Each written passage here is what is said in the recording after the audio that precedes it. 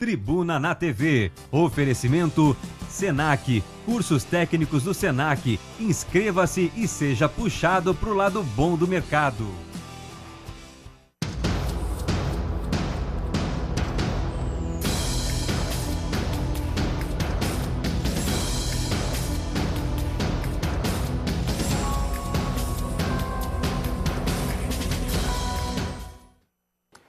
Olá, muito boa tarde a você que está acompanhando a TV MCA, Canal 6, pela Via Cabo Itajaí, Navegantes São Itapema, para você que está nos acompanhando pela internet, tvmca.com.br, muito obrigado pela audiência, está começando o Tribuna na TV. O nosso telefone para você interagir com a gente é o 3046-3086, o telefone da emissora 3046-6406, o nosso DDD é 47, o e-mail do programa Tribuna na TV, @tvmca.com.br e o Facebook para você interagir com a gente, Tribuna na TV. Boa tarde, Antônio.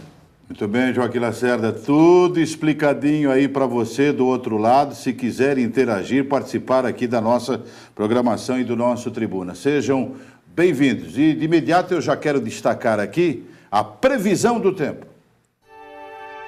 O dia amanheceu chuvoso em Itajaí. A previsão indica períodos de céu nublado durante todo o dia. A temperatura mínima prevista é de 14 graus e a máxima é de 23. Acompanhe no mapa como fica a previsão para outras cidades de Santa Catarina. Em Florianópolis, o dia é de sol com algumas nuvens. Não deve chover hoje na cidade. A temperatura mínima prevista é de 13 graus e a máxima é de 24. Em Joinville, a previsão indica sol entre nuvens durante todo o dia. A temperatura mínima fica em 15 graus e a máxima em 24. Em Criciúma, a previsão também é de sol entre nuvens. A temperatura mínima fica em 12 graus e a máxima em 24. Em Chapecó, sol e poucas nuvens. Não deve chover hoje na cidade. A temperatura mínima pode chegar aos 12 graus e a máxima em 27. Olha, a previsão para o estado eu não sei, mas para a nossa região, ela se confirmou. Porque na manhã de hoje eu saía do balneário para cá, peguei chuva na rodovia Oswaldo Reis. Indo para a Rádio Bandeirantes, o técnico, o Ângelo Ferrari, pegou chuva, chegou todo molhado na rádio no bairro Dom Bosco. Ele se molhou, a chuva caiu no lombo dele no bairro São Vicente. Então são pancadas localizadas. O tempo vai esquentar, porque estamos na primavera, nos dirigindo aí, nos encaminhando para o verão.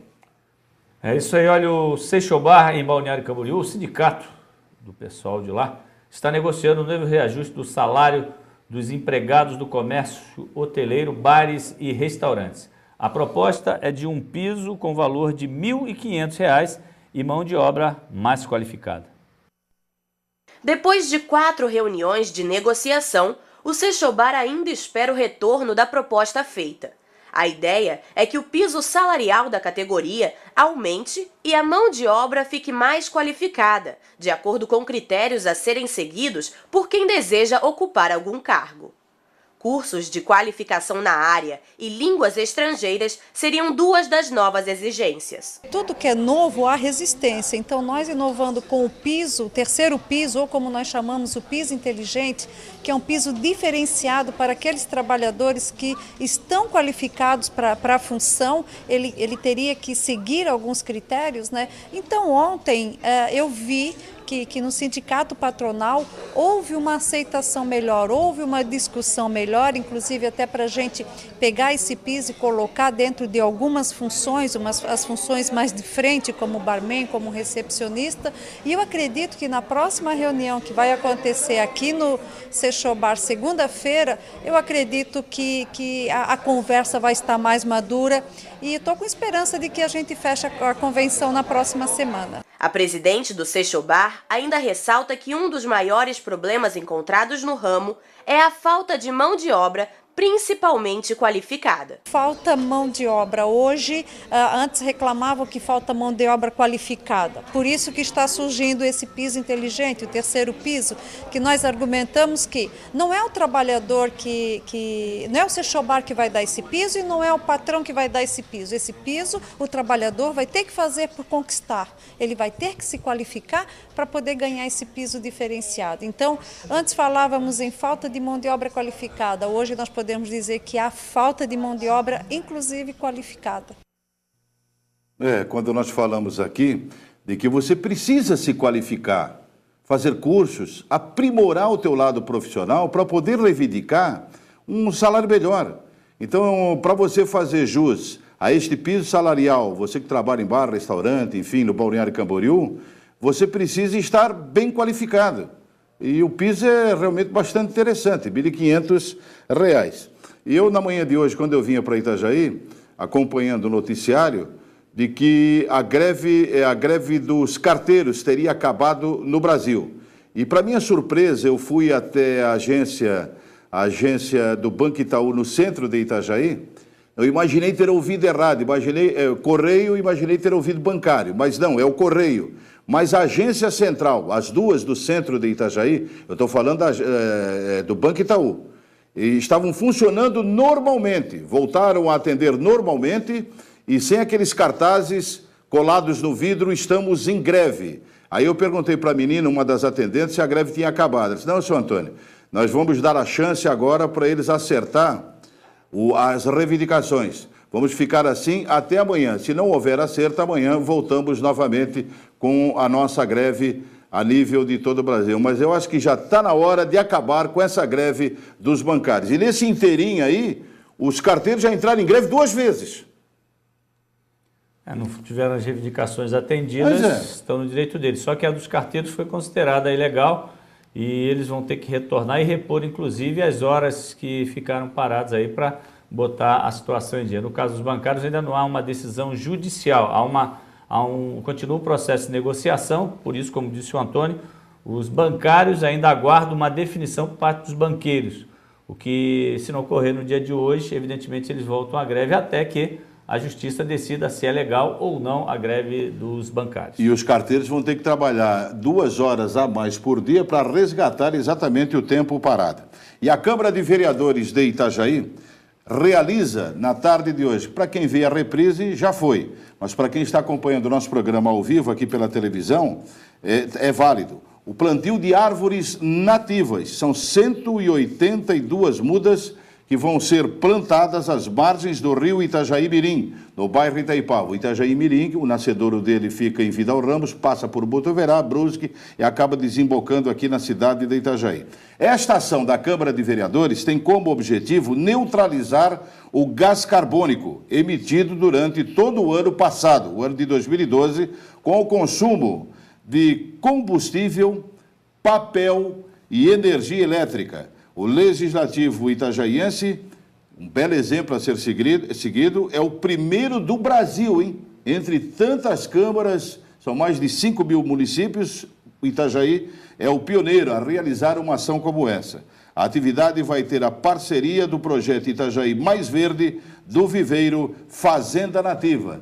Eu acho que outras câmaras aqui da nossa região e outras autarquias, falando especificamente do município de Itajaí, poderiam assimilar bem essa atitude, esse gesto da Câmara de Vereadores de Itajaí, plantando às margens do rio Itajaí-Mirim, no bairro Itaipava, um total de 182 plantas, porque antigamente as barrancas do Itajaí-Mirim tinham as suas árvores nativas. Hoje, se você encontrar uma ou outra, é um milagre. Olha, para você entender por que 182, é calculada essa forma a partir das toneladas de gás carbônico que é emitida na atmosfera.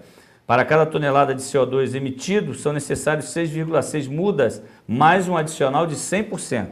Como a Câmara de Itajaí emitiu 13,82 toneladas entre janeiro e dezembro, isso do ano passado, isso com a utilização da gasolina, dos carros da Câmara de Vereadores, papel e também energia elétrica. Por isso serão plantadas 182. Hoje pela manhã eu conversava com o presidente da casa, ele disse que algumas medidas além dessas vão ser tomadas, inclusive no papel. Ele vai procurar trabalhar com papel reciclável na Câmara de Vereadores para ajudar ainda um pouco mais. Ele comentava sobre isso também com relação à participação de outras entidades. Inclusive a Prefeitura poderia também fazer a sua parte, o Estado e todos aqueles que de alguma forma contribuem com relação a poluição, a degradação do meio ambiente, deveriam estar fazendo a sua parte em benefício de todos nós. Afinal de contas, isso aqui é a nossa casa, não existe nenhuma outra para que a gente possa se mudar nesse universo, pelo menos do meu conhecimento. Uma atitude política elogiável e que merece ser repassada servir de exemplo e que outros possam copiar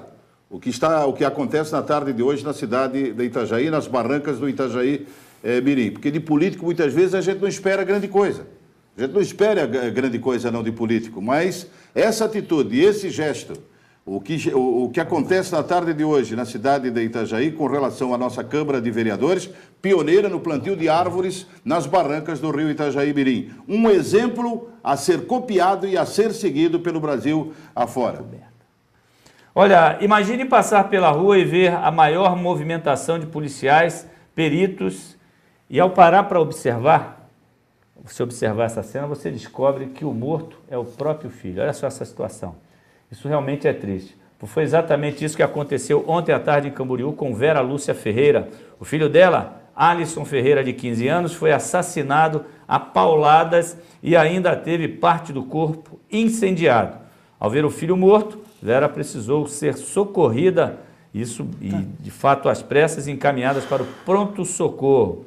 De acordo com a polícia, o principal suspeito para o crime é outro adolescente, mas o que teria motivado o assassinato ainda não foi descoberto pela delegacia, que continua investigando o caso. Está aí então essa nota, triste nota desse jovem aí de 15 anos. É uma cena, digamos assim, da mãe chegar no local e ver o próprio filho esticado, morto. Isso tem acontecido, a gente sabe que sim, mas é um trauma, é um choque difícil de ser absorvido. Ontem eu falava com o Nilson Germano Vieira, encontrei o Nilson ontem aqui na cidade de Itajaí, e ele me falava do caso daquele motociclista que nós relatamos aqui na nossa programação de jornalismo, que teve uma morte instantânea, quando ele cruzou a rodovia Antônio Neco Raio, no bairro de Itaipava. Eu não sei se vocês lembram disso, eu não sei se você, Lacerda, lembra disso também. Eles moravam ali nas proximidades e estava chuviscando, e ele foi levar a mulher dele numa empresa, pertinho, do outro lado praticamente de onde eles moravam, mas tinha que cruzar a rodovia Antônio Raio. Ele deixou a mulher no portão de acesso da fábrica e foi para atravessar a rodovia Antônio Raio. Provavelmente não olhou, acabou sendo atropelado, quer dizer, veio um caminhão, bateu o caminhoneiro, conforme o Nilson, não teve nenhuma chance nem de pensar em brecar o caminhão dele. E a mulher viu a cena, ela só disse, pelo amor de Deus, alguém acuda o meu marido, porque eu acho que o pior aconteceu. Eu não quero nem ver. E foi o que realmente aconteceu. O rapaz jovem ainda, com menos de 30 anos de idade, acabou morrendo. Aliás, a rodovia Antônio Raio está ceifando vidas e vidas e vidas a cada dia que passa, a cada semana que passa. E a gente ouve falar em duplicação já faz um bocado de tempo. Essa rodovia foi inaugurada em 1970 e de lá para cá, melhorias foi muito pouca coisa. Vamos para o intervalo e voltamos na sequência com mais Tribuna na TV, um instante só.